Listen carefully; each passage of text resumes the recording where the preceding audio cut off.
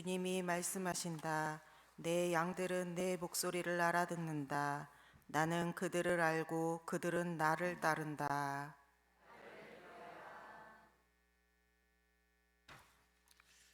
주님께서 여러분과 함께 또한 사제의 영과 함께 마르코가 전한 거룩한 복음입니다.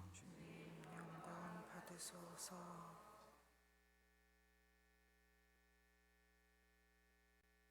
그때 예수님께서 고향으로 가셨는데 제자들도 그분을 따라갔다. 안식일이 되자 예수님께서는 회당에서 가르치기 시작하셨다. 많은 이가 듣고는 놀라서 이렇게 말하였다. 저 사람이 어디서 저 모든 것을 얻었을까? 저런 지혜를 어디서 받았을까? 그의 손에서 저런 기적들이 일어나다니. 저 사람은 목수로서 마리아의 아들이며 야고보, 요새, 유다, 시몬과 형제간이 아닌가? 그의 누이들도 우리와 함께 여기에 살고 있지 않는가? 그러면서 그들은 그분을 못마땅하게 여겼다. 그러자 예수님께서 그들에게 이르셨다. 예언자는 어디에서나 존경받지만 고향과 친척과 집안에서만은 존경받지 못한다. 그리하여 예수님께서는 그곳에서 몇몇 병자에게 손을 얹어서 병을 고쳐주시는 것밖에는 아무런 기적도 일으키실 수 없었다. 그리고 그들이 믿지 않는 것에 놀라셨다. 예수님께서는 여러 마을을 두루 돌아다니며 가르치셨다. 주님의 말씀입니다. 그리스도님 찬미합니다. 앉으십시오.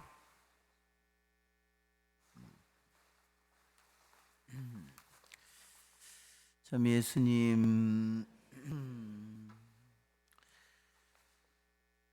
오늘 독서의 히브리서의 말씀은 내 아들아 주님의 훈육을 하찮게 여기지 말고 그분께 책망을 받아도 낙심하지 마라. 우리는 때때로 주님에게 야단을 맞습니다. 칭찬을 받을 때도 있지만 주님의 야단을 맞을 때도 있습니다.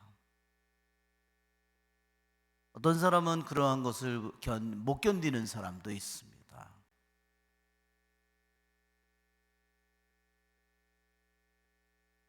주님께서는 사랑하시는 이를 훈육하시고 아들로 인정하시는 모든 이를 채찍질 하신다 그랬습니다.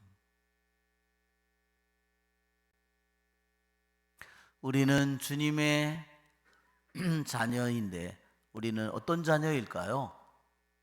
그분의 친자녀이죠. 그분은 우리의 진짜 아버지이죠. 우리에게 육신을 낳아준 부모도 있지만 그분은 나의 친부모입니다. 왜냐하면 그분이 나에게 생명을 주셨기 때문입니다. 그분이 나에게 양심과 이성과 기억과 모든 육신의 충동과 본능과 기억과 이 모든 것을 넣어주신 분은 주님이기 때문입니다. 그러기에 그분은 우리를 하느님의 모습대로 만들었고 그러기에 진정으로 우리의 진짜 아버지입니다.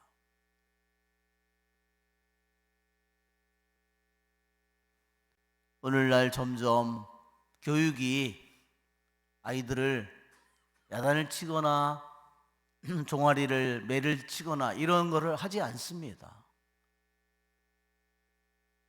그러면 그게 잘하는 일일까요? 잘한다고 부모들이 생각하는 사람이 있는 것 같습니다. 사랑만으로는 사람이 되지 않습니다. 그 아이가 원하는 대로 다 해주면 어떤 결과가 될까요, 여러분? 야단을 맞거나 남들이 조금이라도 자기에 대해서 뭐를 얘기하면 그것을 못 견뎌 한다. 그러면 그 아이가 어디 가서 살겠습니까, 세상에서? 그것은 이 세상에 살 길이 없어요. 몸은 다 컸는데. 그 아이는 결국 자살을 하든지 다른 길을 가는 겁니다. 정말 소름 끼치는 일입니다. 그것이 부모를 통해서 이렇게 만들어진다는 것이 소름 끼치는 일입니다.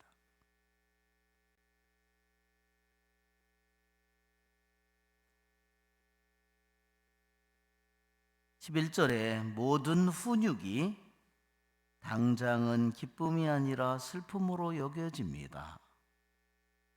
그러나 당장은 슬프지만, 당장은 고통스럽지만 나중에 그 야단을 맞는 것을 통해서 훈련된 이들은 평화와 의로움의 열매를 맺게 됩니다.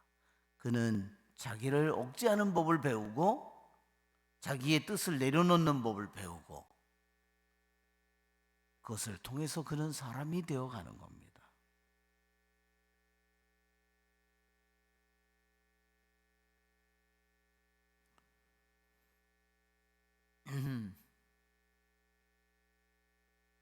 제가 미국에 있을 때 보니까 자녀가 학교에서 아이들이요 자기 부모를 고발할 수 있는 겁니다. 정말 좋은 점도 물론 있지만 너무 나쁜 점도 있는 겁니다.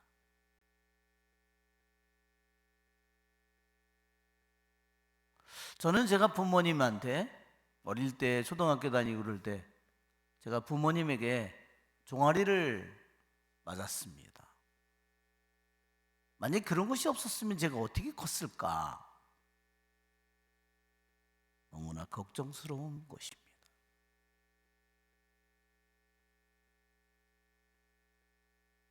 우리는 우리들의 자녀에게도 야단을 침으로써 그 아이는 올바른 길로 걸어가게 됩니다. 여러분, 강아지 새끼도 좋아만 해주면 어떻게 되죠? 겨우 올라요. 뻔한 일입니다. 강아지 새끼도 그런데 사람이 만약에 그렇게 된다면 정말로 그 결과가 불러올 고통이라고 하는 것은 상상을 할 수 없는 겁니다.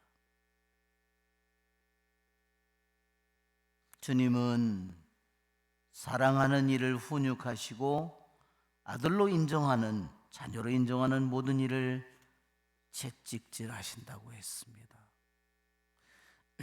오늘 또한 주님께서는 복음에서 고향에 가서 복음을 전하십니다. 사람들이 저런 모든 것을, 저런 지혜를 어디서 받았을까 그랬습니다. 우리 준주 성범에도 그랬어요. 책은 언제나 책을 읽는 사람에게 똑같은 글자로 읽혀지죠. 그러나 똑같이 감화를 주는 것은 아니다 그랬습니다. 왜 그럴까요? 똑같은 글을 읽었는데 왜 감화가 다 각 읽은 사람에게 다를까요? 주님께서 내가 그 사람 속에서, 마음 속에서 내가 가르치는 스승이다 그랬습니다.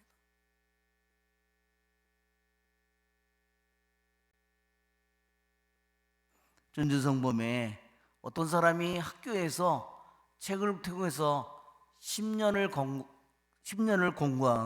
공부한 것보다 순식간에 하느님께서는 우리에게 아주 찰나의 순간에 그러한 사람들도 10년 동안 공부한 것이 따라올 수 없는 지혜를 주님은 우리에게 내려주실 수 있다고 했습니다. 어떻게 그런 지혜를 받을까요? 온전한 마음으로 자기 자신의 마음을 전부 다 그분에게 바친 사람에게, 머리로 공부하는 게 아니죠. 마음으로 그것을 받아들일 때 그러한 일들이 일어나는 겁니다. 하느님을 졸로 알면 그 다음에 하느님께서 무슨 일을 하시겠습니까? 오늘 고향에 가서 고향 사람들이 저 거지 같은 집안인데 무슨 일이 일어나겠어 이렇게 생각을 하죠.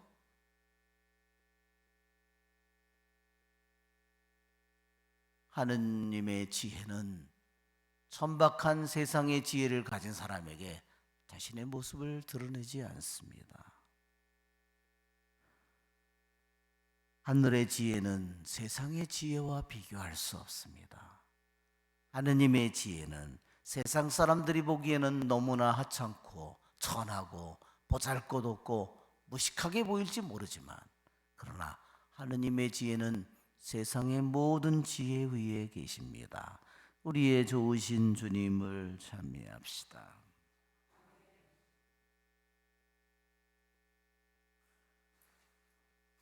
성찬 전례를 시작합니다. 봉헌성가 221번